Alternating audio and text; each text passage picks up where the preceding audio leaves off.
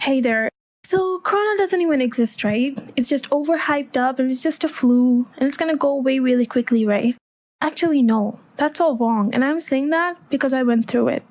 So, it all started when my sister started to feel really unwell, and because she had most of the symptoms, we got her test done and she was positive. When we got to know that, it felt like a storm just struck our house. Thankfully, she recovered really quickly because she was healthy, and since she was stable, with the doctor's advice to isolate her at home, so we did that. The next day, I began to feel really weak and feverish, and I also had a cough. So I got my test done, and as expected, it was also positive.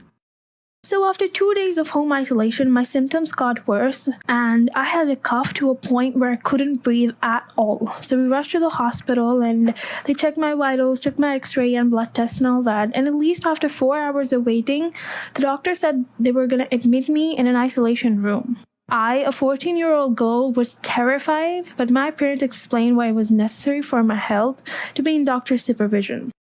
So after waiting 2 more hours and getting 4 needles poked into my arms, it was time to move to the isolation room.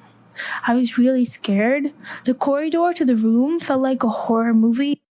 So at 4 a.m., when I got to my room, there was another lady in that room. She was really old and unstable, and she was attached to many machines.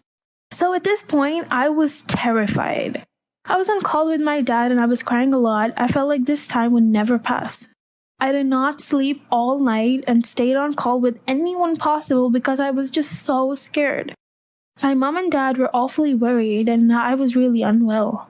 After getting countless injections and drips, I was finally discharged after 3 days and remained in home isolation for a week.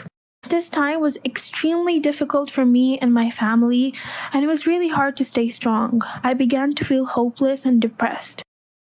But from this experience, I got a lot braver. I couldn't even get my blood test done without my parents by my side, but after this, I got many injections and went through it. I just have a request. Don't spread false information on the internet. It can affect someone's life and health really badly. I, who believed the virus was nothing but a flu, I didn't take it seriously at all. And I guess I learned my lesson. All those of you who were infected and who are going through a hard time, and those of you who are going into depression because of this, it's just gonna get better. It's gonna get better.